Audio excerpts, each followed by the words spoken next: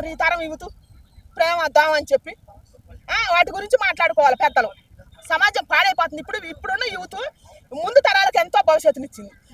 మొన్న ఇప్పుడు 8 రోజులు అయిందన్న మనవరాలు పుట్టింది. ఆ రోజు ఎంతమంది 3000 మంది దాకా పుట్టారు. అప్పుడు ఈ రేపు వచ్చే తరానికి ఆ మహిళలకి ఏం సందేశం ఇస్తున్నారు? వాళ్ళకి ఆ తల్లుల గురించే శివాజీ గారు మాట్లాడింది. వాళ్ళకి మంచి భవిష్యత్తు రావాలనే కదా. ఇట్టాటోళ్ళు ఇట్టాట అసభ్యంగా చేస్తారనే కదా ఇక్కడ ఉన్న లేడీస్ అవి మాట్లాడుకోవాలా. అసలు అవి ఎవరు మాట్లాడరే?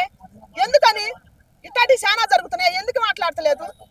ప్రేమ అని చెప్పి చంపుకుంటారు ఒకళ్ళొకళ్ళు, జీవితాలు నాశనం చేసుకుంటారు.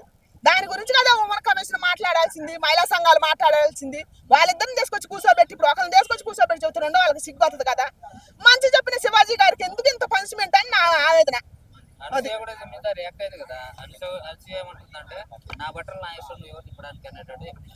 అదే చెబుతుంది ఆమె అనసూయ గారు. ఆమె బట్టలు ఆమె ఇష్టమే.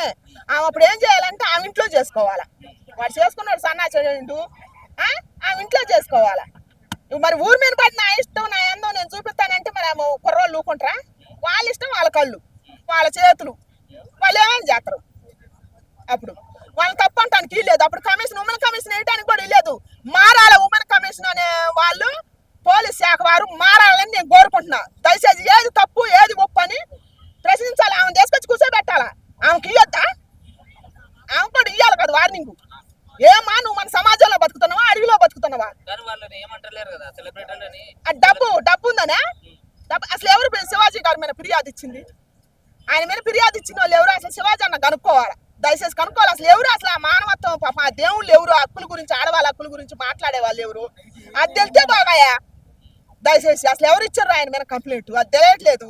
అయితే మళ్ళీ ఇప్పుడు కెమెరా ముందుకు వచ్చి చెప్తున్నాడంటే నేను మాట్లాడింది తప్పే, నేను ఆ ఉద్దేశంతో నేను అనలేదు అని చెప్పి చెప్తా ఉన్నాడు. మళ్ళీ ఇప్పుడు వచ్చి ఏం చెబుతాడు మరి? అప్పుడు ఈ సిగ్గు లేని జనానికి ఏం చెబుతాడు?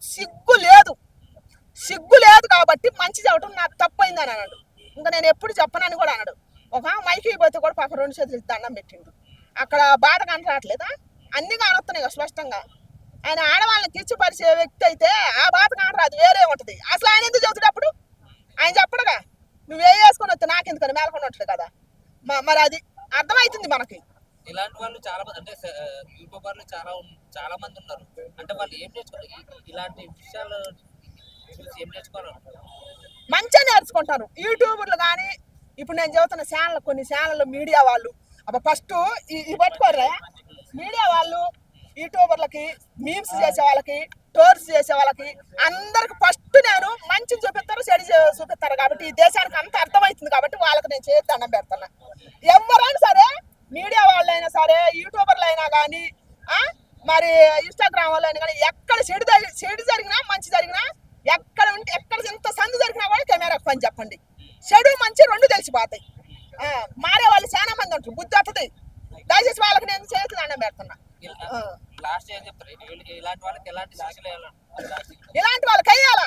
సభ్య సమాజం తల తీసుకునే విధంగా మాట్లాడుతున్నారు కాబట్టి ఇప్పుడున్న సమాజాన్ని చెడగెట్టుకుంటా ఏంది శతాబ్దంలో ఉన్నాం మనం అది ఇది అని చెబుతున్నారు కదా. శతాబ్దాలు ఏం మారలేదు, మనుషులు మారినరు అంతే. ఆ రోజుల్లో అదే పొద్దుకోకటం, ఈ రోజుల్లో కూడా అదే పొద్దుకోకటం, అదే తెల్లారటం, అదే 24 గంటలు కదా, అదే నేచర్ కదా, అదే గాలి, అదే నిప్పు, అవన్నీ అయ్యేవి కదా. మనుషులుగా మారింది, మనుషులు కట్టుబాట్లేగా మారింది. ఆ రోజుల్లో ఇట్లేదు కదా. అందుకని దయచేసి బంధాలు, అనుబంధాలు, కుటుంబం విలువలు, ఆడదాని విలువలు నేర్చుకోవాలా. ఇంకా చెప్పాలా. భయపడి మేము చెప్పమని అనొద్దు. ఇట్టాటి వాళ్ళకి ఇప్పుడు శివాజీ లాంటి అన్నగారికి ఇప్పుడు కమిషన్ వేసి పిలిపించింది, సారీ చెప్పించారు కదా. ఇంకా ముందు ఎవరన్నా మాట్లాడినా కూడా ఇట్లా చేయొద్దు, చేయకుండా ఉండాలని అంటే అందరూ స్పందించాలని నేను కోరుకుంటున్నాను. దయచేసి మన కోసం మాట్లాడిండు.